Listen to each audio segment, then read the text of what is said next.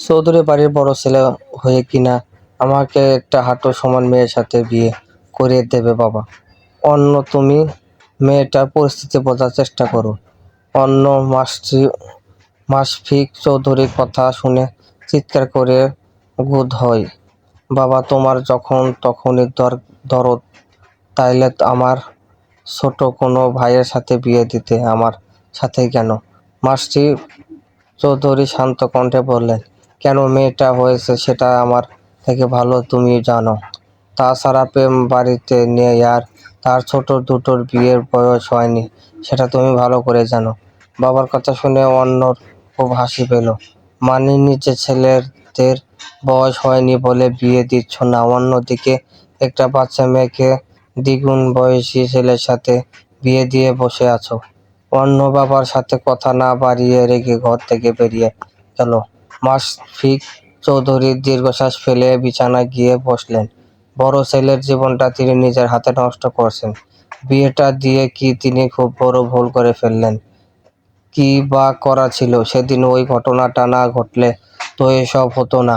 গত পরশু দর্শী কন্যা কায়ান সুভা নামে একটি মেয়ের সাথে অন্য বিবাহ বন্ধনে আবদ্ধ হয়ে বাবার ইমোশনাল ব্ল্যাকমেইল। অবশ্য বাবার দোষ দিলেন না, হবে না।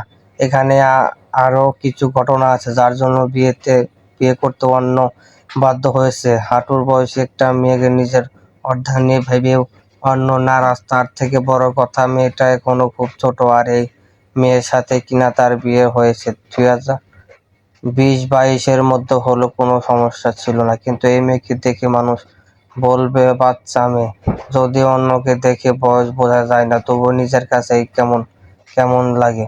এই মেয়ের সাথে সংসার করবে কি করে? মেয়েটাই বা কি করে মেনে নেবে নিজের বয়সী দ্বিগুণ বয়সী এক পুরুষকে? চৌধুরী বাড়ি দুপুরের খাবারের আয়োজন চলছে। আজ বাড়িতে সকলেই উপস্থিত। মাশরাফি চৌধুরী চার পুত্র আজ অনেক দিন পর একসাথে হয়েছে। প্রেমের হসপিটালে সময় কেটে যায়। অন্যদিকে অন্য বিদেশ থেকে ফিরছে, আজ মাস খানেক হতে চললো। আর বাকি দুই ভাই, একজন ভার্সিটি নিয়ে ব্যস্ত আর একজন গান নিয়ে ব্যস্ত। মাশফিক চৌধুরীর বেশ সুনাম আছে ঢাকায়। ব্যবসা বাণিজ্য নিয়েই তার পরিস্থিতি। বর্তমানে তিনি এবং অন্য ব্যবসার দেখা ভালো করছেন। বেহরুজ বেগম ঠান্ডা কণ্ঠে অন্যকে উদ্দেশ্য করে বললেন, বিয়ে হয়েছে আর বউকে রেখে খেতে এসেছো? কায়নাত কোথায়? প্রেম অবাক হলো মায়ের কথায়। অন্যর বিয়ে হয়েছে আর সেটা সে জানেই না। তার ব্রেকআপ হয়ে যাওয়া গার্লফ্রেন্ডের শোকে বাঁচছে না। অন্যদিকে বড় ভাইকে বিয়ে করিয়ে দিয়েছে। প্রেম খাওয়া থামিয়ে মায়ের দিকে তাকিয়ে বলল, মা, ভাইয়া বিয়ে করেছে কবে, কখন, কাকে? আমাকে কেন বলনি তোমরা? অন্য রেগে বলল, বিয়ে বউ মাই ফুট, বউ বউ করে আমার মাথা খাচ্ছ কেন তোমরা? বিয়ে করার কথা ছিল, করেছে। এখন ওকে নিয়ে তোমরা সংসার করো। বেহরোজ বেগম রেগে বললেন, মুখের ভাষা সংযত করো অন্য। ভুলে যাও না কার সামনে বসে তুমি কথা বলছো। মায়ের কথায় খানিক দমে গেল অন্য। প্রেম নাক মুখ কুঁচকে বসে আছে। গার্লফ্রেন্ডের বিরহে আর ভালো লাগছে না। সে খাওয়া দাওয়া বাদ দিয়ে মাশরাফি চৌধুরীকে উদ্দেশ্য করে শুধায়, বাবা, আমার বিয়ে কবে হবে? সবাই বিনীত চোখে তাকালো প্রেমের দিকে। শুধু বেহরুজ বেগম বিরক্ত ভরসা চোখে তাকালেন ছেলেদের বদবানে। মাশরাফি চৌধুরী অবাক হয়ে বললেন, কি বললে? বলেছি আমাকে বিয়ে করাবে কবে। তুমি কি এখন বিয়ে করতে চাইছো? তাইলে কি মশকরা করছি তোমার সাথে? মাশফিক চৌধুরী বললেন, মাত্র তোমার ভাইয়ের বিয়ে হলো, আর কয়েকটা দিন যেতে দাও, তোমাকে বিয়ে করাবো। আমি এখনই বিয়ে করব। বেহরুজ বেগম বিরক্ত হয়ে বললেন, চুপচাপ খাও বেহায়া ছেলে। মা বেহরুজ বেগম থমকে দিয়ে বললেন, মশকরা করছো তুমি? বলেছি না বিয়ে দেব, তাইলে এত পাগল হচ্ছ কেন? কয়েকদিন আগে মেয়ে দেখতে গেলাম, তখনই বা মানা করেছিলে কেন? প্রেম ঘুষ ধোয়। আমি কি বলেছি? আমি নির্দোষ। তখন আমার আবেগ কাজ করছিল, বিবেক নয়। বেহরুজ বেগম নাক মুখ কুঁচকে রইলেন বিরক্ত হয়ে। 4টা ছেলে হয়েছে, তার মধ্যে 3টাই হয়েছে বেহায়া। প্রেম মায়ের উত্তর না পেয়ে বলল, আবার কবে মেয়ে দেখবে আম্মু? বেহরুজ বেগম ধমকে দিয়ে বললেন, আমার চোখের সামনে থেকে বিদায় হও বেয়াদব ছেলে। মস্কারা পেয়েছো সবকিছু। মায়ের কথা শুনে পেয়ে মুখ পাকালো। বুড়ো হয়ে যাচ্ছে অথচ বিয়ে হচ্ছে না, এটা কি সম্মানের ব্যাপার নয়? পরে কি কেউ তার মেয়েকে প্রেমের কাছে মেয়ে মেয়ে বিয়ে দেবে? বুড়ো বুড়ো বলে শুধু খোঁচা মারবে। এই জীবন যন্ত্রণা আর ভালো লাগা না। আকাশ জুড়ে পাখিদের মেলা আজ। আলতাব রাঙ্গা আকাশ, থানার সাথে শীতল বাতাস, ধরণী ও জুড়ে মির্জা বাড়ির ছাদে দাঁড়িয়ে আছে সূর্যন্না ও মনিরা। আজ দুদিন হয়ে গেল কায়নাত বাড়ি নেই। বিয়ে কবে চলে গেছে স্বামীর বাড়ি। যদি কায়নাত শুধু দুদিনই মির্জা বাড়ি ছিল। বড্ড মনে পড়েছে কায়নাতের খিলখিল করা সেই হাসি, সারাদিনের সেই ঝগড়া আর মারামারি। এইটুকু মেয়ের পায়ে কত বড় কলঙ্ক লাগলো ভাবতে ঘৃণা লাগে। সূর্যন্নার মামা বললেন, আগামীকাল কায়নাত আসবে তার শাশুড় শ্বশুর বাড়ির মানুষজন নিয়ে। চৌধুরী সাহেবের তার সাথে কথাও রয়েছে। ঝিকিঝিকি পোকাগুলো শব্দ করে অতিরিক্ত করে ফেললেও কায়নাতকে সন্ধ্যা হতে মেয়েটা একটু বারান্দায় বসেছিল শীতল ঠান্ডা পরিবেশ উপভোগ করার জন্য। কিছু এই ঝিঝি পোকাদের জ্বালায় বোধহয় তাও সম্ভব না। কায়নাত বিরক্ত হয়ে বারান্দা থেকে ঘরে ফিরে এলো। নিশা বিছানায় বসে বসে ফোনে কিছু একটা করছিল। কায়নাত শাড়ির আঁচল টেনে পুরো শরীর পেঁচিয়ে নেওয়ার নিকটে গিয়ে এলো। নিশা ফোন থেকে দৃষ্টি সরিয়ে কায়নাতের দিকে তাকিয়ে মুচকি হেসে বলল, দাঁড়িয়ে আছি কেন, বসো। কায়নাত বসলো, তারপরে একটু অস্থিরতা নিয়ে বলল, আপু আমার তো আগামী পরশু এসএসসি রেজাল্ট বের হবে তাই একটু টেনশন হচ্ছে। নিশা মুচকি এসে শুধায়, টেনশন করে কিছুই হবে না বুঝলে, তুমি বরং আল্লাহর কাছে দোয়া করো যেন ভালোই ভালোই পাসটা চলে আসে। কেমন? কায়নাত মাথা নাড়িয়ে বলল, কিছু মনে করো না, আমি একটু কাজ করছি, পরে আড্ডা দেবো কেমন? নিশা মৃদু হেসে বাবার কাজ লেগে পড়ল। কায়নাত কিছুক্ষণ বসে থেকে ঘর থেকে বেরিয়ে এলো। তিনতলা বাড়ি হলেও ডুপ্লেক্স সিস্টেম বাড়িটা বানানো হয়েছে। বিশাল বড় জায়গায় নিয়ে এই চৌধুরী বাড়ি নির্মাণ করা হয়েছে। এই বাড়ির 4 ভাইয়ের ঘর তিনতলায়, আর এক জনের রুম বিশাল বড় বড়। নিশা, নুসরাত ও বেহরুজ মাস্টির চৌধুরী ঘর দোতলায়। বর্তমানে কায়নাত নিশার ঘরে থাকছে। লাস্ট সাহেব বিয়েটা মানে কিনা? কায়নাত বিড়বিড় করে কিছু কতটুক কথা বলল অন্যকে, যেমন গভীর লোক ঠিক তেমন তার ব্যবহার। বিয়ে হয়েছে আজ 2 দিন অথচ এখন অব্দি লোকটা একটু ভালো করে কথাই বলেনি তার সাথে।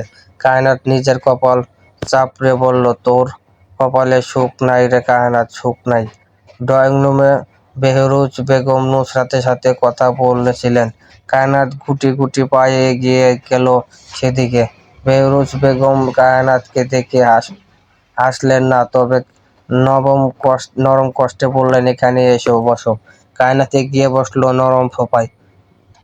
শাড়ির আঁচল খানা টেনে টেনে মাথা থেকে মিনমিন করে বলল, আম্মু একটা কথা বলার ছিল। বেহরুজ বেগম গভীর চোখে মেয়েটাকে পরক্ষ করলেন। নরম ভদ্র মেয়েটা এখনো অব্দি চোখ তুলে কথা বলতে দেখেনি তিনি। বলল, কায়নাত আমতা আমতা করে বলল, আসলে আম্মু, মানে আমার কিছু দরকারি জিনিস লাগতো। ঠিক আছে, কালকে নিয়ে যাব নাকি আজকে লাগবে? কাল হলেও সমস্যা নেই। আচ্ছা, নাস্তা পাঠিয়েছিলাম ঘরে, খেয়েছিলে? জি আম্মু। বেহরুজ বেগম তাকিয়ে রইলেন মেয়েটার দিকে। ছোট থেকে কতই না কষ্ট করে বড় হয়েছে মেয়েটা, তবুও মুখ ফুটে কখনো কাউকে কিছু বলেনি। বেহরুজ বেগমের মায়া হয় মেয়েটার দিকে তাকালে। এমন নিষ্পাপ ফুটফুটে মেয়ে, ফুলের মতো মেয়েটার জীবন এত কঠিন কেন? কেন এত দুঃখ? তিনি দীর্ঘশ্বাস ফেললেন। মেয়েটার সাথে অন্যায় করেছে তারা। পবিত্র জীবনে কলঙ্ক লাগিয়ে দিয়েছিলেন তারই গর্ভের সন্তান। কি বা কারা ছিল তার? ছেলেটা যে বড্ড এলোমেলো স্বভাবের, ছন্দছাড়া টাইপ। দেখা যাক সামনে কি হয়। প্রেম বাড়ি ফিরল রাত 9টা নাগাদ। এলোমেলো রুম, চুলগুলো মাথা মুছড়ে নিয়ে সদর দরজা পেরিয়ে বাড়ির ভেতরে প্রবেশ করলো। কায়নাত, নুসরাত ও বেহরুজ বেগম বসে বসে টুকটাক কথা বলছিলেন। প্রেম উপস্থিত হতেই বেহরুজ বেগম কুঁচকো ফরাস করে বললেন, কি হয়েছে তোমার প্রেম? মায়ের নিকটে এগিয়ে এসে বলল, হাসপাতালে অনেক চাপ মা, রেস্ট নাও, কফি বানিয়ে দেব। প্রেম নাক মুখ কুঁচকে ঠাস করে সোফায় বসে বলল। কায়নাত ড্যাব ড্যাব করে তাকিয়ে আছে প্রেমের দিকে। প্রেম আর অন্য চেহারায় অনেক মিল। প্রথমবার যে কেউ দেখলে বলবে দুজন যমজ। মুস্তাক কখন যে সবার আড়ালে নিজের ঘরে চলে গেল কে জানে। প্রেম সামনে সারি পরিস্থিতি অল্প বয়সী এক মেয়েকে দেখে কুঁচকে বলল, আপনি বেহরুজ বেগম বললেন তোমার ভাবি অন্যর বউ। কায়নাত নুসবা প্রেম সোজা হয়ে ভদ্র ছেলের মতো বসলো। তারপর লম্বা করে সালাম দিয়ে বলল, কি দিন এলো ভাই। নিজের হাঁটুর বয়সী মেয়েকে এখন আর বড় ভাইয়ের বউ মানতে হবে। ঠিক বয়সী বিয়ে করলে আপনার সমান আমার একটা মেয়ে থাকতো ভাবি। ভদ্রভাবে কথা বলো প্রেম। মাত্র সপ্তাহ খানেক বাড়ি ছিলাম না, তাতেই সব বদলে গেল। সব বলেই হনহন করে উপরে চলে গেল প্রেম। কায়নাত আহমদকের মতো দাঁড়িয়ে আছে। এই দামড়া লোকটা তাহলে তার দেবর হয়। বেহরুজ বেগম কায়নাতকে বললেন, কিছু মনে করো না ওর কথায়। শোনো অন্যর আসতে একটু লেট হবে, আর আমার শরীরটা ভালো লাগছে না বুঝলে। ও আসলে কষ্ট করে একটু খাবার এগিয়ে দিও। কায়নাত মাথা নাড়িয়ে বলল, জি আম্মু। অন্য বাইরে থেকে ফিরতো রাত 11টার দিকে। কায়নাত ঘুঁটি মেরে সোফায় বসে আছে পা উঠিয়ে, ঘুম ঘুম ভাব চোখে। রাতে সবাই খেয়ে যে যার রুমে চলে গিয়েছে, এখন শুধু প্রেম বাইরে বাকি আছে।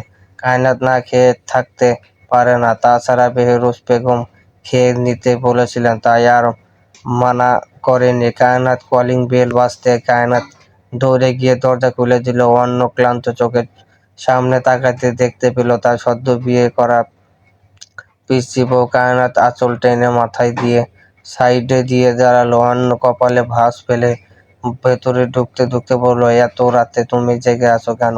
কায়নাত বাড়ির দরজা আটকে দিয়ে বলল, আপনার জন্য অপেক্ষা করছিলাম। অন্য অদ্ভুত চোখে তাকালো মেয়েটার দিকে। মেয়েটা মিনমিন করে বলল, মানে আসলে আপনি ফ্রেশ হয়ে আসুন, আমি খাবার দিচ্ছি। অন্য তিরক্ষিত মেজাজে ধমকে ধুধায়, বউগিরি করতে বলেছে কে হ্যাঁ। কায়নাত চমকে উঠল ভয়ে, চোখ তুলে তাকালো, সাহস পেল না। মেয়েটা মাথা নিচু করে রাখলো। অন্য আবার ধমক দিয়ে বলল, আর এমন শাড়ি গহনা কে বউ সেজে থাকার মানে কি। নেক্সট টাইম যেন এসব না দেখি, নাইলে আমার থেকে খারাপ আর কেউ হবে না বলে হনহন করে প্রস্থান করলো। কায়নাতের গাল বেগ গড়িয়ে পড়ল 2 ফোঁটা জল। এই ছিল কপালে। আর আজীবন তো দুঃখের বোঝাই পেয়ে এলো মেয়েটা। শেষে কিনা শ্বশুর বাড়ি এসেও সেই একই দুঃখ। এই বিয়ের পেছনে তার দোষটা কোথায়। তারও তো ইচ্ছে বিরুদ্ধে নিজে থেকে দ্বিগুণ বয়সী এক পুরুষের সাথে বিয়ে বসতে হয়েছে। সে যখন সব মানিয়ে নেওয়ার আপ্রাণ চেষ্টা করেছে, তাইলে অন্য কেন পারছে না। চলবে পরবর্তী গল্প পাওয়ার জন্য চ্যানেলটাকে সাবস্ক্রাইব করুন।